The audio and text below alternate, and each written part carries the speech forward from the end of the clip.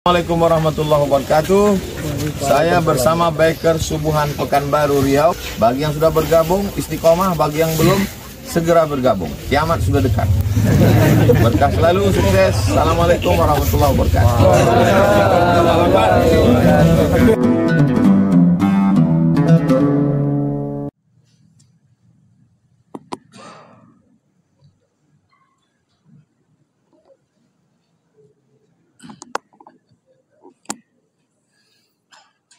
Bismillahirrahmanirrahim.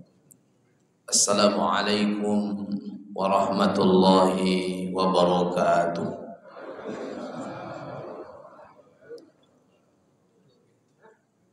Alhamdulillahi mubarakan fi. Ashhadu an la ilaha illallah wahdahu la syarikalah. Wa ashhadu anna Muhammadan abduhu wa rasuluhu la nabiyya ba'da. Subhanaka la ilma lana illa ma 'allamtana innaka antal alimul hakim.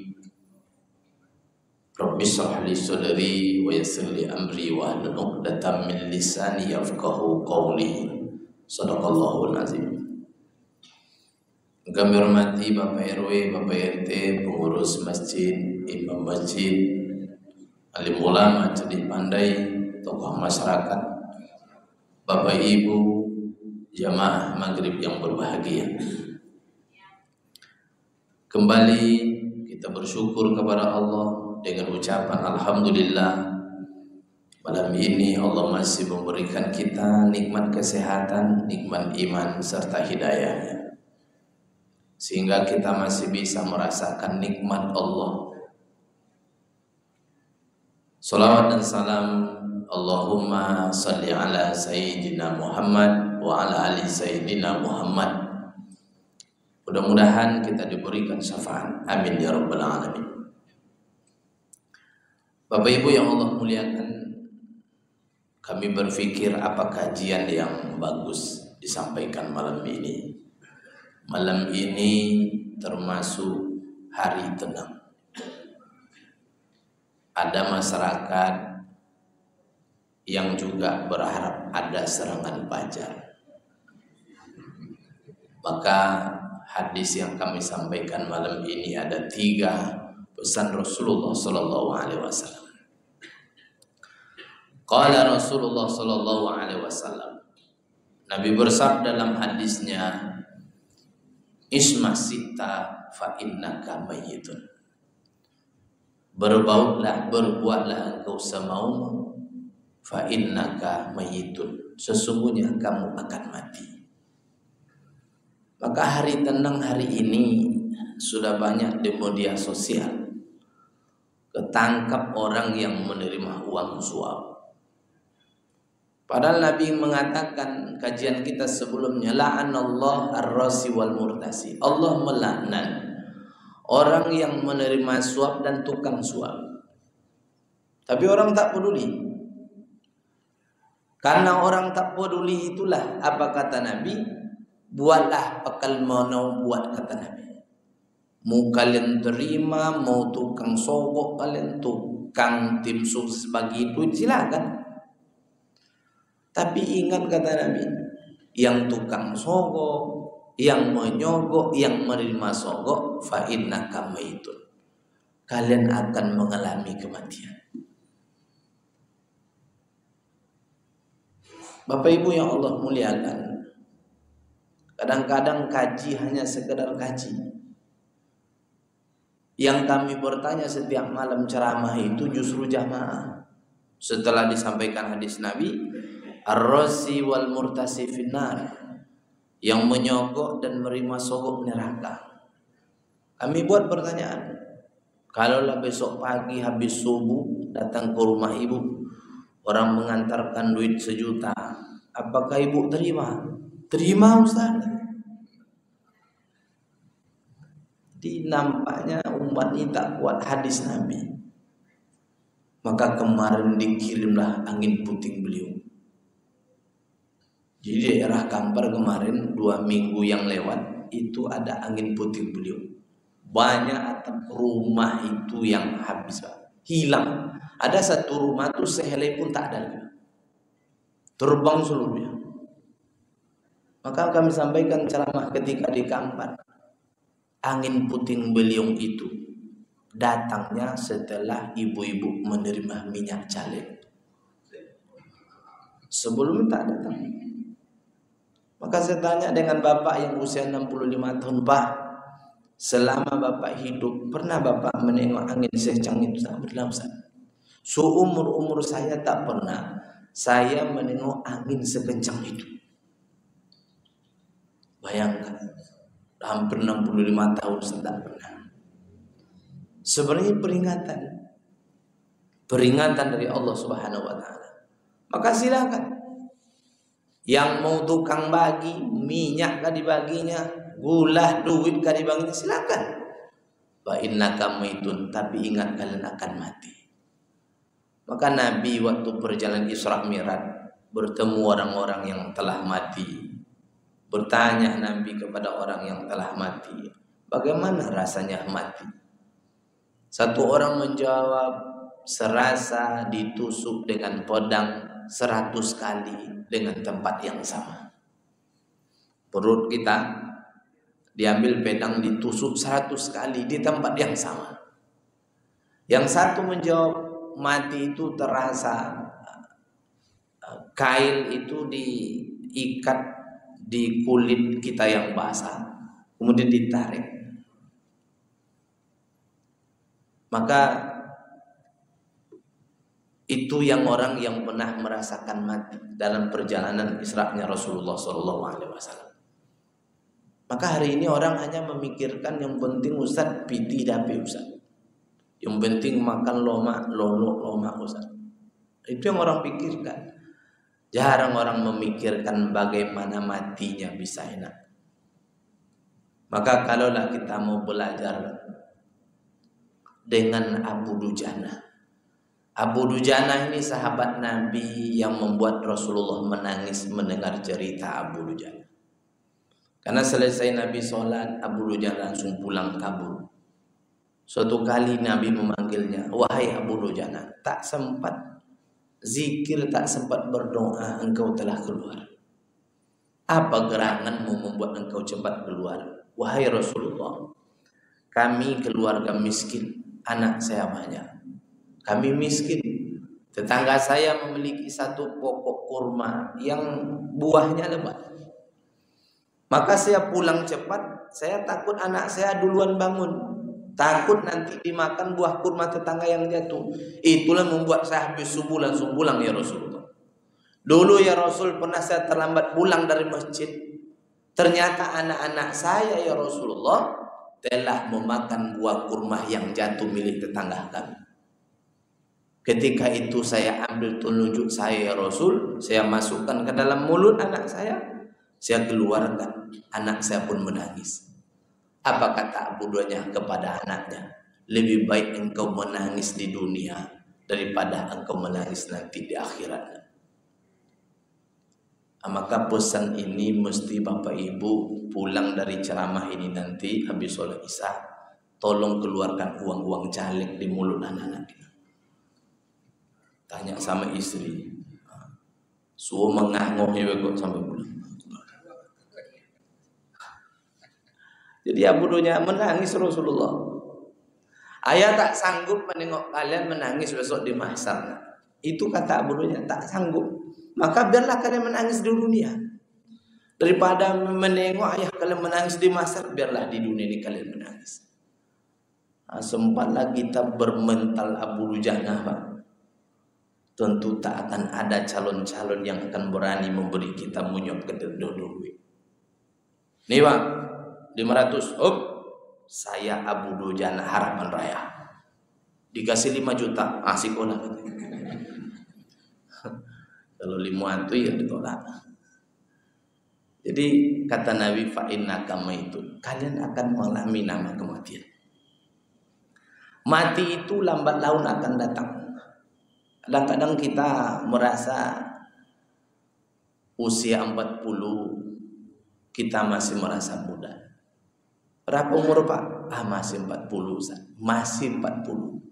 Padahal 40 itu puncak usia, kita sudah menurun ke bawah. Maka 40 tahun itu sudah mulai terasa, Pak. Maka kalau kita jumpa dengan kawan kita waktu 40 tahun, itu memang kita masih cerita anak. Asal jumpa cerita anak. Di mana sekolah anakmu? Berapa orang? Tapi kalau sudah usia 50, kita tidak cerita anak lagi, cerita penyakit.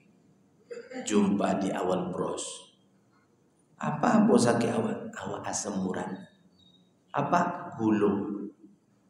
50, 60 jumpa di bandara ngantar anak berangkat umroh. Ceritanya cerita mati. Rupanya satu lokal dia dulu cuma tinggal 2 orang lagi yang masih hidup. Bapak tuh satu, kawannya satu. Kata bapak tuh kayaknya bapak yang duluan. Habis. Begitulah singkatnya drama perjalanan dunia. 40 cerita anak, 50 cerita penyakit, 60 cerita mati. Habislah drama kehidupan manusia. Maka Nabi ingatkan, berbuat semaumu, kamu akan mengalami kematian. Menjelang habis tahun ajaran 2024, anak-anak itu banyak ditawarkan oleh gurunya untuk berjalan bertamasya.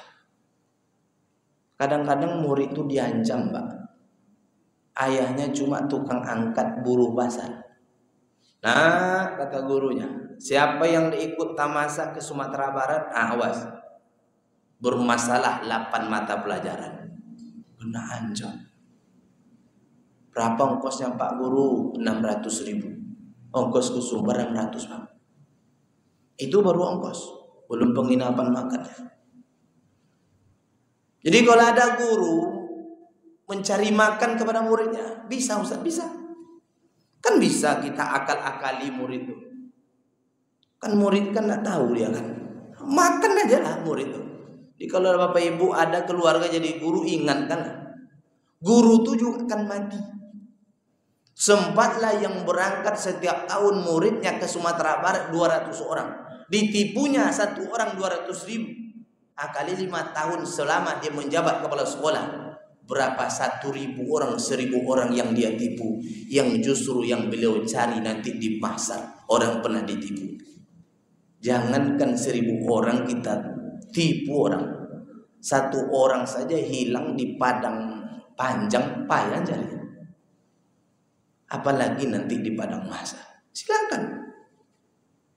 Jadi kalau kita seorang guru, uang LKS itu 5.000 cuma kita beli. Kita bilang sama murid, nah kalian wajib ngambil buku LKS. Berapa Pak Guru? 8.000. Dapat 3.000 satu LKS. Silakan. Mau kita tipu murid kita, mau kita kicuah-kicuah, ya silakan. Tapi ingat, guru kepala sekolah akan mati. Nabi kalau sudah mengatakan ismah sita itu sebenarnya Nabi sudah marah. Tak tahan lagi Nabi itu. Buat aja. Mau kalian tipu orang silakan. Ini untuk bulan 12 nih Pak. Ini pula. Tapi tidak seluruh guru dan kepala sekolah. Yang pernah jadi kepala sekolah, ingatkan keluarga. Ketika ada perombakan sekolah, atap itu kan banyak. Itu bukan milik kepala sekolah. Itu milik negara. Jika diambilnya, siap-siaplah nanti mempertanggungjawabkan di hadapan rakyat Indonesia nanti di mahsyar. Silakan. Bapak Ibu yang Allah muliakan, maka apapun pekerjaan kita hari ini, maka silahkan apa yang mau kita buat silahkan. Tapi ingat, kita akan mengalami nama kematian. Maka imam kita, kadang-kadang kita mendengar beliau membacakan doa di masjid lain juga. Allahumma hawin alaina fi sakaratil maut. Kita ingin waktu sakarat itu diberikan kemudahan. Kan itu kata makmum amin.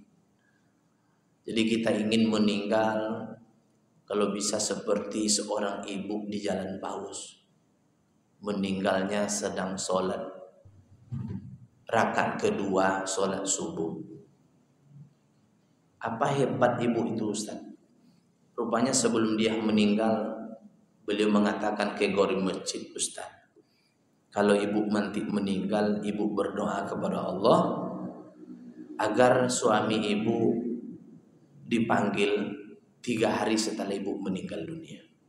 Ditanya gori masjid itu, kenapa ibu berdoa seperti itu, bu? Kata gori masjid itu, karena kalaulah saya meninggal, suami saya menikah lagi dengan orang lain, yakin saya itu takkan seperti saya.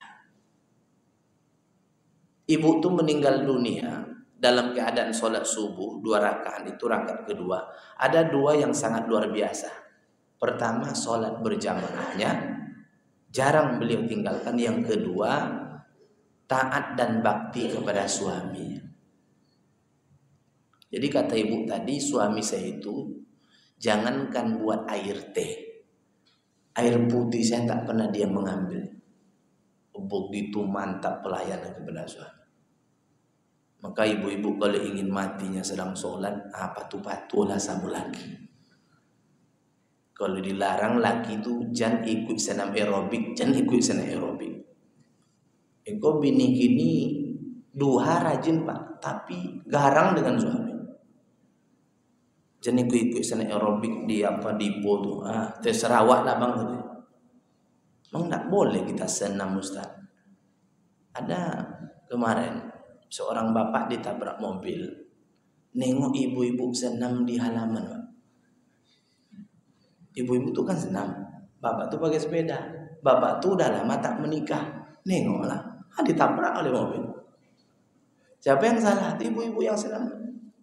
Maka saya bilang, ibu-ibu kalau ingin senam di tempat tertutup, jangan musik-musik hantu belahu pula. Kan musik senam tuh musik-musik neraka. Maka kalau ingin senam ibu-ibu, coba pakai lagu kasidah Bila Israel. Akan mantap loh senamnya. Bila Israel, bentilah saya senam katanya. Rasukan mati pak katanya. Maka kalau ibu-ibu ingin matinya husnul khotimah, taat patuhlah dengan suami. Meninggal sedang sholat. Jadi manusia itu meninggal sesuai dengan kebiasaannya. Kalau kebiasaan kita itu sibuk mancing, Pak, siap-siap waktu mancing itu dijemput bisa. Ada orang meninggal sedang mancing tuh sudah berbusa, ada semut, datang Israel. Karena jarang dia ikut pengajian, mancing terus. Di Sungai Pagar itu meninggal di kebun sawit. Dia sibuk ngurus sawit, mati kebun sawit. Saya takutnya manusia besok mati ini kebanyakan sedang menyanyikan lagu Fauzana. Karena hari ini orang gila dengan Fauzana. Kalau Fauzana datang artis Sumbar tuh Pak dikawal. Ustadz yang datang tidak ada dikawal-kawal. Maka siap-siap aja sesuai dengan kebiasaan kita. Maka orang yang mati husnul khotimah itu rata-rata mempunyai amal yang luar biasa, bukan amal yang biasa. Di Madinah meninggal dunia sedang sholat hari Jumat. Ternyata amalnya bukan amal biasa, amal luar biasa. Waktu sholat Jumat dia meninggal, 2 yang dia dapatkan. Hari-hari Jumat, waktunya waktu sholat. Kata imam di masjid itu, antarkan saya ke rumahnya. Saya ingin bertakziah, saya ingin bertanya apa amalannya. Ditanyalah kepada istrinya. Apa yang dibuat suami Ibu Niko bisa meninggal hari Jumat sedang sholat lagi? Kata istrinya, suami saya itu takkan pernah mau makan sebelum dia bertanya kepada saya. Datang istrinya pagi itu ngasih sarapan. Apa pertanyaan suaminya? Dek, ibu yang susah depan rumah kita udah dikasih makan belum? Udah bang, baru dia makan. Datang makan siang, dia takkan makan, dia tanya dulu, ibu yang susah tuh udah kasih makan belum? Sudah bang. Datang makan malam, Pokok setiap ada makanan dia tidak akan pernah mau memakannya sebelum dia tanya kepada istrinya, udah diantarkan makan atau belum? Pertanyaannya, ada enggak ibu-ibu menjumpai suami ibu kayak gitu? Di Pekanbaru ini. Asal disediakan martabak Mesir, dia tanya dulu. Udah diantarkan. Pantaslah kata imam tadi, suami ibu meninggal dalam keadaan sholat pada hari Jumat.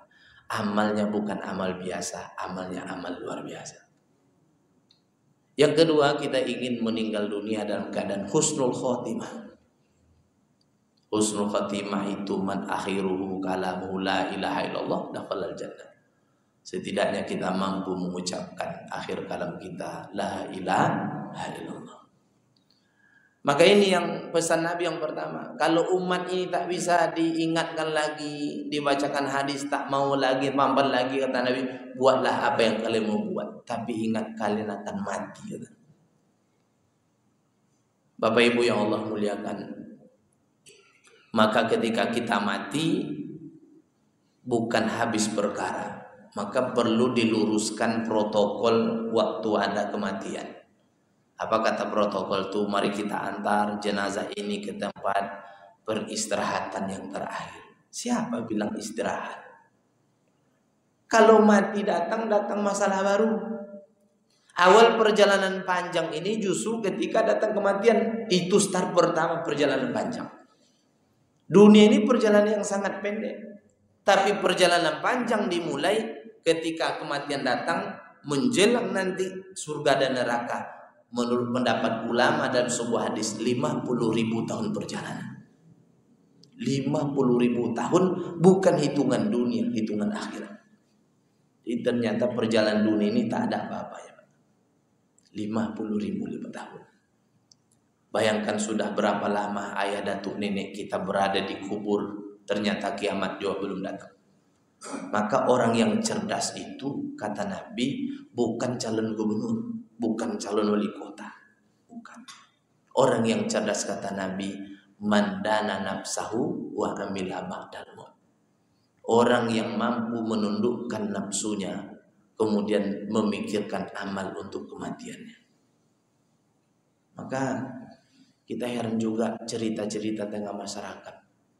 Bapak kalau mau calon wali kota, calon gubernur, siapkan aja duit 50 miliar, 80 miliar. Kan bodoh kita rasanya, Pak. Mau ikut calon, nyiapkan dana 80 miliar. Kata Ustaz Dasar Latif kan, kalau saya punya duit 50 miliar katanya, saya tak ikut calon. 50 miliar itu 10 miliar menyogok istri untuk bisa menikah lagi. Itu kata Ustaz Dasar tuh. Tinggal 40 miliar. Beli kebun katanya. Ini. Jadi bukan orang yang cerdas itu bukan bupati, bukan gubernur. Orang yang selalu memikirkan amal untuk persiapan akhirat. Wa amila ba'dal amal untuk kematiannya, amal untuk akhirat. Bapak Ibu yang Allah muliakan, maka ini pesan Nabi yang pertama. Ingatkan keluarga, anak, menantu, cucu. Apalagi besok kita akan memilih siapa yang akan kita pilih sebagai pemimpin kita. Yang kedua, maka kalau kita dengar ceramah Tuan Guru Ustaz Abdul Somad, kalau ada orang yang mengasih kita duit, ambil duitnya, jangan pilih orang. Kenapa Ustaz tuh ceramah seperti itu? Untuk menyelamatkan orang tuh, Pak. Jadi orang yang menyogok tuh justru diselamatkan, jangan ditusuk orangnya. Supaya dia tak duduk, duitnya tak boleh dimakan. Dia apa Ustaz? Dibuat fasilitas sosial, dibangunkan jalan, boleh entah pasir dibeli satu truk itu, entah batu dibelikan, tapi jangan dimakan. Persoalannya masyarakat kalau dapat 300 tak tahan dia, langsung ayam geprek dia biasanya. Itu masalahnya. Maka asal Anda calon gubernur, calon wali kota, asal udah mulai menyiram dia, itu tanda dia bukan orang baik. Tanda itu manusia yang bisa mengukur kita dengan duit. Kita diukurnya itu, Pak. Maka tak usah tusuk orang lagi. Kemudian yang kedua, apa kata Nabi? Wahbib man syi'ta fa innaka mafariquh.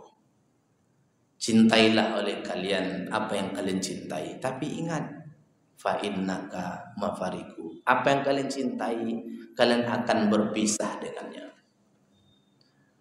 Seminggu kemarin saya sibuk membawa Ustadz Lukman Yusuf Usman dari Singapura.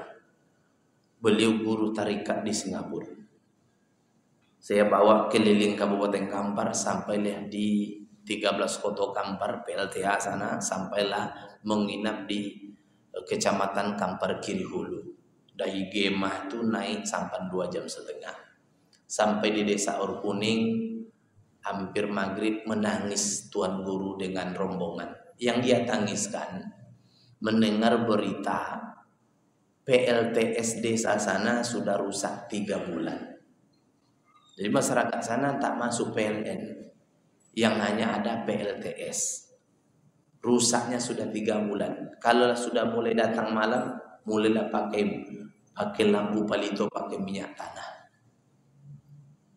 Yang ditangiskannya menengok orang-orang susah. Sudah 3 bulan. Kita di Pekanbaru jangan ke 3 bulan PLN mati. 3 jam saja PLN mati, sudah banyak masyarakat mengutuk orang PLN. Di Facebook langsung dikutuk, dilaknat. Semoga orang PLN mati sekeluarga. Nah, orang 3 bulan. Jadi berangkat ke sana. Setelah itu kami pulang singgah di Pondok Pesantren Syekh Burhanuddin Kuntu. Sampai di sana kami jumpa dengan anak Buya Jamaril, namanya Dr. Junaidi LC. Apa kata beliau? Waktu ayah saya sebelum meninggal, waktu itu ayahnya stroke ringan. Nah, pondok ini saya serahkan kepadamu. Tapi syaratnya satu, nak. Jangan engkau mencari makan di pondok kita, nak. Cari makan di luar, bawa ke dalam pondok. Termenunglah anak. Gimana pula hidup bisa punya pesantren? Kata ayah, jangan mencari makan di pondok. Ternyata pondok pesantren di Syekh Burhanuddin Kuntu itu SPP-nya hari ini sebulan 60.000. Pondok pesantren SPP-nya 60.000. Ada orang Thailand juga sekolah di sini. Kan bingung kita kan, apa yang dicari yang orang punya yayasan pesantren kayak gitu. Apa sebenarnya yang diinginkan? Kalau buat baju, yayasan tak mau diserahkan kepada murid. Mau buat di mana silakan. Tak pernah dia mau ngambil proyek buat baju. Apa yang dicari pondok pesantren? Makan, tak pernah ngurus makan. Silakan. Ternyata masyarakat Kuntu sana, masyarakat itu dapat rezeki dengan adanya pondok. Satu rumah ini makan anak pondok 20, diantarkan rantang setiap hari. Pondok tak mengambil, karena pesan ayahnya Ustadz Jamaril, jangan cari makan di pondok. Nah, kalau bisa kau cari di luar, bawa ke dalam pondok. Inilah hadis Nabi tadi. Wahbim man sita, cintailah oleh kalian apa yang kalian cintai, tapi ingat, apa yang kalian cintai kalian akan berpisah dengannya. Maka cinta dengan pondok, cinta dengan yayasan, cinta dengan sekolah, suatu saat sekolah akan tinggal. Jadi buatlah cinta yang mendatangkan pertolongan. Ustadz Jamarin dia jadikan sekolah pondoknya cinta melahirkan pertolongan. Berapa banyak orang-orang yang jadi orang besar dari tamatan pondok tadi mendoakan guru karena pondoknya, maaf cakap, bukan niat duniawi, bukan materi buat pondok, tapi ikhlas karena Allah. Di Pekanbaru nih Bapak Ibu ada sekolah. Kalau kita mau masukkan anak kita, saya tanya dengan kawan, berapa masukkan anak sekolah? Biaya masuknya Ustaz 85 juta. Bayangkan untuk tingkat SMP 85 juta. Bulanannya 3.500.000. Bayangkan. Tapi kok bisa ada pondok yang 60.000? Gurunya digaji, hidup. Gurunya hidup sampai hari ini hidup. Tapi hidup kesederhanaan. Apa yang dicari oleh pondok seperti itu? Yang dicarinya adalah ridho Allah Subhanahu wa taala.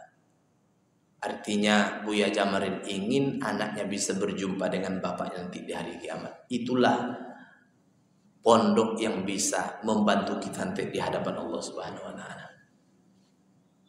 Ini orang yang punya pondok. Jadi silakan buat sekolah, Pak. Kami tidak melarang Bapak Ibu buat yayasan, buat. Tapi jadikan yayasan menolong kita nanti di hadapan Allah. Yayasan seperti apa? Yayasan sekolah yang ketika anak kaya membayar, orang miskin kita gratiskan. Silakan. Kemudian wahbib man syi'ta. Cintai oleh kalian. Apa yang kita cintai hari ini, Bapak Ibu pasti mencintai kendaraan. Mobil segala bentuk merek, Fortuner, CR-V, HR-V, itu kita cintai. Innova Reborn, ada Scenic harga 600 juta. Itu orang cintai. Saya tanya lah sama kawan yang punya mobil Kijang Petak tahun 80-an. Berapa beli Kijang kau nih? 27 juta Ustaz. Apa kehebatan Kijang kau nih dengan Fortuner Pajero Sport? Oh, lebih hebat Kijang saya Ustaz. Orang kampung Ustaz lebih berani minjam Kijang saya untuk membawa orang sakit ke Pekanbaru. Ternyata Kijang Petak ini lebih masuk surga daripada Fortuner, Pak. Coba tanya. Bapak-bapak punya mobil Fortuner baru, Innova Reborn 600 juta. Datang tetanggamu minjam kontrol. Kira-kira ringan memberikan atau berat atau mudah memberikan? Apa kata bapak tuh? Ustaz, saya sebenarnya bisa mau nih apa Ustaz, saya mau. Istri saya tuh lain orangnya. Nah, dia tuh mau, bininya tuh keturunan Abu Lahab. Ayah jauh. Suaminya mau, kunci minta sama istrinya, hilang pula katanya. Lah, seminggu hilang katanya. Pas jatah dia mau membawa mobil itu ada kunci. Maka apa guna punya mobil 600 sampai 1 miliar tapi tak bisa mendorong kita. Lama saya termenung. Saya malu dengan kawan saya yang punya mobil harga 27 juta Kijang Petak. Malu ya. Walaupun saya masih mempunyai mobil Avanza, Pak. Malu. Kenapa? Lebih banyak Kijang Petaknya mendorong dia masuk ke surga daripada Avanza saya. Malu. Hampir orang kampung tuh lebih berani minjam Kijang Petak. Asal ada orang susah minjam Kijangnya, orang berani. Karena Kijang Petak itu atau mobil carry, Pak, mobil carry lebih murah tuh, 12 juta, 15 juta, masih bisa hidup. Ditabrak becak aman juga. Dilapor kepada yang punya, Bang, ditabrak becak, biarlah katanya. Coba Fortuner ditabrak becak, Pak, naik tensi 220, kaca spin itu 20 juta. Kalau carry sama Kijang tuh, Pak, kuncinya tak pernah dibawa masuk ke dalam rumah, Pak. Tak mau masuk kunci. Biarlah tak jekan dibawa di orang dulu. Itu pula, maka kalau Bapak Ibu ingin didorong mobil kita masuk ke surga, beli mobil yang mahal tuh boleh Pak, tapi belilah mobil yang bisa kita pinjamkan juga. Kalau tak tahan, minjam ke mobil baru. Nah, jadi supaya bisa menolong agama Allah ini. Yang ketiga, hari ini kita cintai rumah, Pak. Kita relief rumah kita. Sudah keramik lama dipukul lagi, diganti lagi jadi granit. Boleh kita mencintai rumah, boleh. Tapi jadikan rumah kita yang bisa menolong kita nanti di hadapan Allah. Rumah yang bagaimana, Ustaz? Rumah yang kita datang itu tamu bisa kita muliakan. Saya pernah bertamu di rumah ulama-ulama di Riau ini, di antaranya Ustaz Abdul Somad. Maka Ustaz Abdul Somad tidak bisa bertamu dadakan, tak bisa, karena dia malu. Kalau dia tidak memuliakan tamu, itu pantang beliau. Karena kalau beliau sudah memuliakan tamu, itu sangat luar biasa. Bukan sekedar air putih, air teh, enggak. Lengkap dengan makanan, dengan buahnya. Dia tak mau. Karena dia tahu kan bagaimana kita bisa mencontoh Nabi Ibrahim waktu beliau menjamu tamu tuh, bayangkan. Datang tamu di tengah malam ke rumah Nabi Ibrahim. Bagaimana Nabi Ibrahim itu memuliakan tamunya? Ditanya sama istrinya, wahai istriku, ada tamu yang datang di tengah malam nih. Ada yang bisa dibuat baik dikasih makan? Tidak ada lagi bang, yang ada cuma sapi di belakang rumah. Dibantai sapi tuh. Bayangkan tuh Nabi Ibrahim. Kita sering mengucapkan nama Nabi Ibrahim. Allahumma salli ala Sayyidina Ibrahim.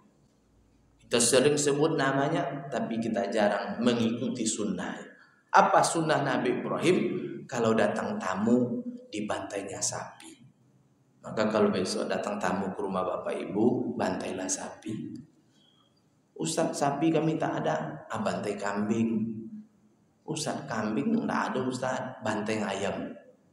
Ayam tak ada Ustaz, bantai roti gabin 7.000. Bismillahirrahmanirrahim. Roti gabin kan murah. Maka, tapi jangan-jangan sering bawa roti gabin, Pak. Lambung tuh ditusuk-tusuk gabin. Maka itu rumah yang bisa menolong kita nanti di hadapan Allah Subhanahu wa taala. Jadi silakan punya sawit boleh Ustaz, silakan. Bapak Ibu punya ribuan hektar silakan. Tapi ingat, jadikan sawit kita yang bisa menolong kita di hadapan Allah. Ada orang kaya di desa Sawah Baru, sebuah desa. Ketika orang kaya itu sakit berat di rumah sakit Pekanbaru, datang pengurus masjid. Kata yang sakit, wahai istriku, ambil ATM-ku. Diambil ATM. Tolong pindahkan ke rekening masjid. Tak salah 200 juta. Maka saya ingatkan juga ke pengurus Masjid Ar-Rahim, kalau ada orang kaya sini yang sakit, cepat datang ke rumah sakit. Bawalah kwitansi 10.000. Asa-asakanlah kakinya. Ini sudah dingin nih Pak. Berapa untuk Masjid Ar-Rahim? Bilang kayak gitu. Kan kata orang tua dulu, kalau sudah dingin kan tidak lama lagi tuh kan. Jadi kan nampak orang-orang kaya tuh kan. Orang kaya jamaah Ar-Rahim itu kan nampak, asal dengar dia masuk rumah sakit, cepat datang pengurus masjid. Waktu istrinya sedang di WC, langsung tekan, dapatlah Ar-Rahim ini 1 kapling. Sempatlah 5 yang sakit, yang kaya-kaya 5 kapling lah Pak. Aman masjid kita. Saya yakin setiap zuhur bisa seperti masjid yang di belakang Indonesia Tekstil. Rumah sakit perkumpulan orang Suluki. Masjid itu kalau zuhur itu goreng-goreng terbaik. Tempe goreng, tahu goreng, pisang goreng. Maka orang ramai rupa situ Pak sholat. Rupanya orang mencari tempe goreng. Tak apa-apa. Kalau ada orang, paling-paling jamaah situ ramai gara-gara tempe goreng itu. Biarlah terpaksa masuk surga daripada ikhlas masuk neraka. Itu jawabannya. Maka saya lama menunggu Ar-Rahim ini buat goreng tempe itu Pak. Sampai hari ini belum juga nampak goreng di rumah. Ini cinta yang mendatangkan pertolongan. Wahbib masita fa innaka mafiru. Yang ketiga kata Nabi, wa'mal masita fa innaka majziyan. Beramallah kalian. Maka Abu Hurairah itu diperintahkan Nabi beramal. Ya Abu Hurairah, masaklah gulai, tolong banyakkan kuahnya. Kenapa Nabi menyuruh Abu Hurairah masakkan gulai, banyakkan kuahnya? Abu Hurairah itu orang miskin. Tak mungkin daging disuruh banyak dikasih. Beli daging tak ada duit Abu Hurairah. Maka kuah yang disuruh. Karena Abu Hurairah orang miskin. Bayangkan orang miskin pun masih disuruh oleh Nabi, beramallah semau. Beramal. Wa'mal masita fa innaka majzumi. Amal itu akan diberikan balasan. Maka beramal sesuai dengan kemampuan yang Allah berikan kepada kita.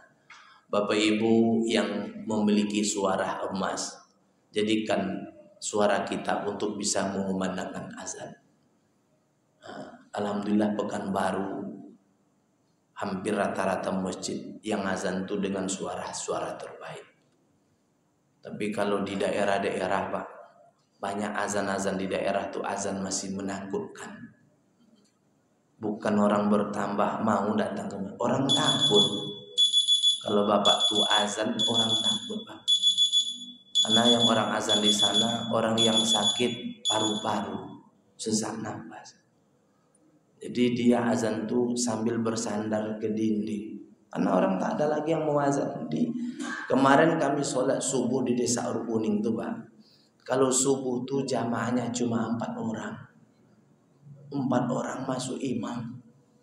4 orang satu desa tuh Pak. Berapa kakak Ustaz? 180 kakak. Jamaah subuh hanya 4 orang. Sempat meninggal imam tuh Pak, tutup masjid tuh. Untung imam tuh masih panjang umurnya. Kalau imam sakit, orang pulang. Orang takut imam tidak datang katanya. Bapak yang 3 tuh takut pula maju ke depan. Takut tidak selesai. Nah, jadi Bapak Ibu yang Allah muliakan, berbuatlah semau, beramallah. Jadi amal itu akan diberikan balasan oleh Allah Subhanahu wa taala. Wa naktubu ma qaddamu wa atharahum. Bapak Ibu yang Allah muliakan, mudah-mudahan 3 pesan Rasul mudah-mudahan bisa kita amalkan dalam kehidupan kita. Amin ya rabbal alamin. Demikian yang dapat kami sampaikan. Mohon maaf atas segala kekurangan. Terima kasih. Wassalamualaikum warahmatullahi wabarakatuh.